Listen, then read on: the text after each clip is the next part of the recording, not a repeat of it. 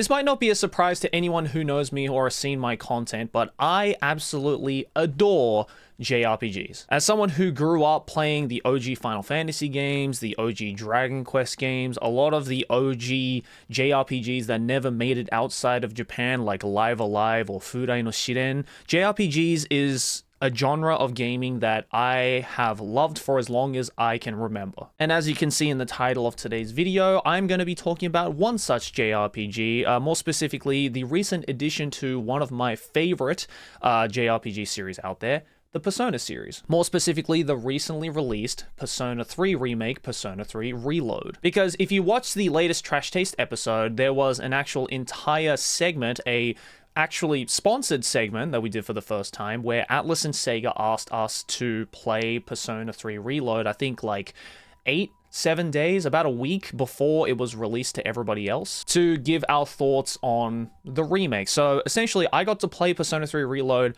before anybody else, which as a fan of the Persona series was a dream come true for me. And it's funny actually, because I managed to finish Persona 3 Reload the day before the game came out, which I think is a weird flex, but let me have this one, okay? So now that I have finished Persona 3 Reload, I am going to be talking about my overall experiences and pretty much giving you one of the first full reviews of the game like a couple of days after it came out. Because if you guys know anything about the Persona series, this is not a game that you can finish in like a few days. It's a long ass game. For me specifically, my run, it took me about 60 hours to finish the main story, and that is actually on the faster end of things because I have played the original Persona 3 already, so I pretty much knew like the basics of what to do. Although admittedly, this was a game that I played when it first came out back in like 2007, I think it was, like the mid 2000s, which is crazy to think about that this game is like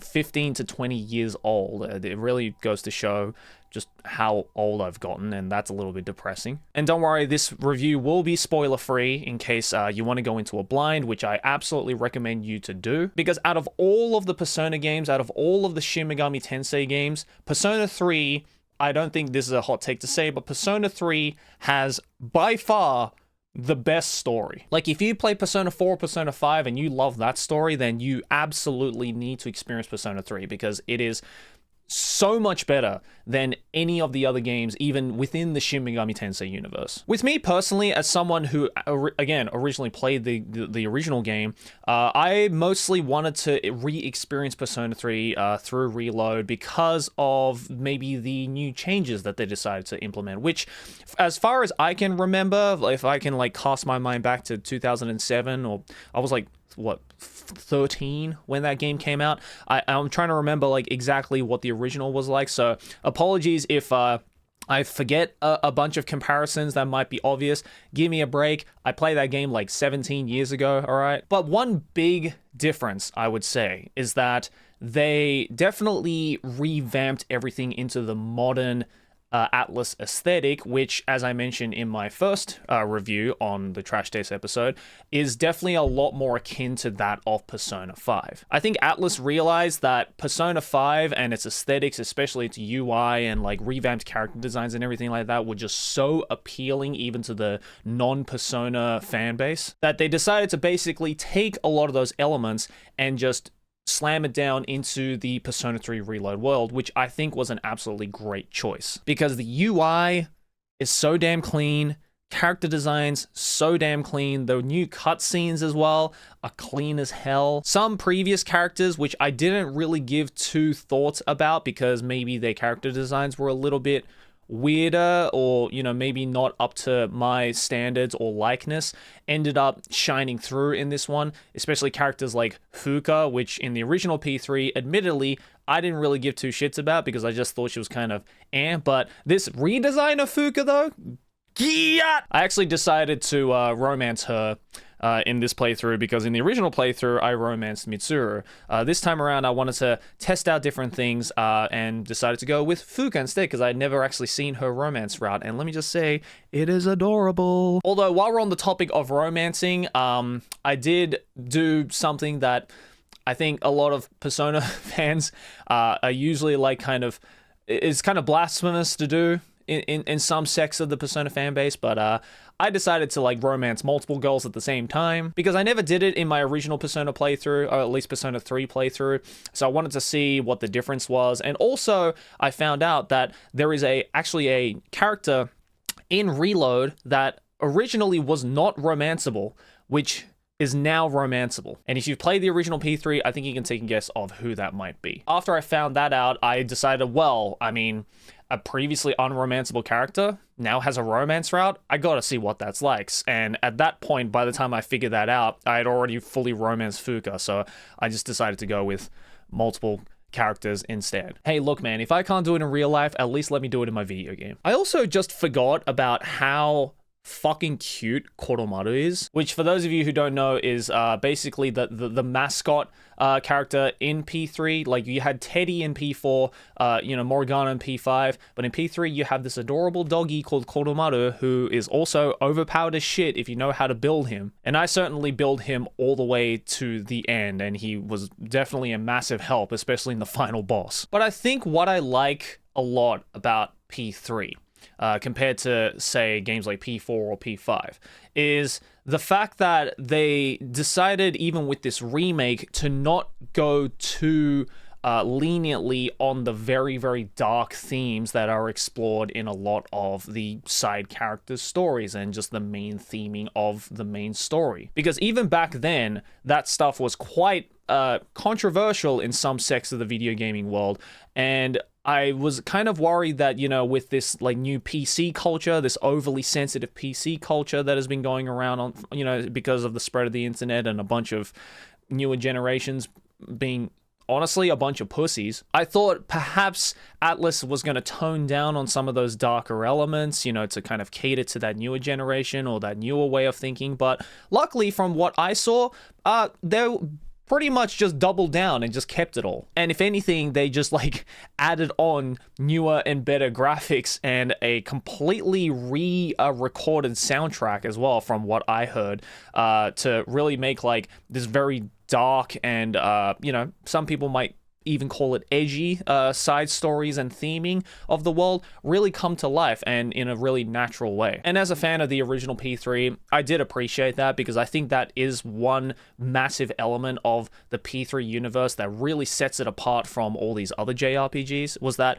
they weren't afraid to really tackle into the real and like darker sides of humanity. And I think that's what made P3 so appealing to a lot of people, especially when it first came out almost 20 years ago. Again, as I mentioned earlier, a lot of the aesthetics and the theming and the animation definitely took a lot of inspiration from the aesthetics of P5, which is cool because I think, especially, in the battle scenes and stuff like that, with the way that, the art and the animation and a lot of that was really based a lot on the modern interpretations of Persona. A lot of the fights were just really, really cool. A lot of the Theurgy attacks, like the all-out attacks, all that kind of stuff, the special attacks, just looked absolutely sick. And although, the original P3 does have a special place in my heart, I think aesthetically speaking, Reload definitely just made it so much more better. And look, normally I would have gone out of my way to like try and complete, all of the different side quests, try and get to as close to as 100% as I possibly could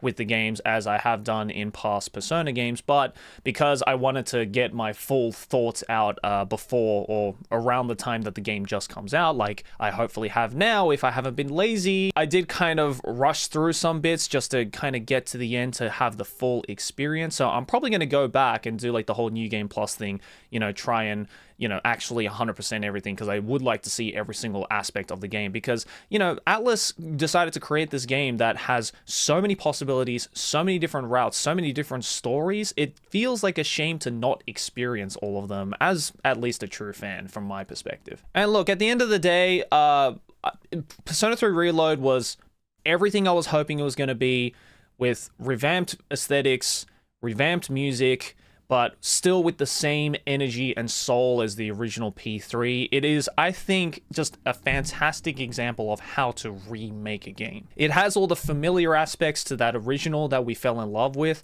while also introducing and reinventing a lot of the stuff to make it even better and work better with a wider audience. And I think that's as best as you can get with any kind of remake of a classic game. If you've never played a Persona game before, if you perhaps, missed out on the original P3 or P4 or even P5, then I would definitely recommend jumping into this game. Again, I finished it in about 60 hours.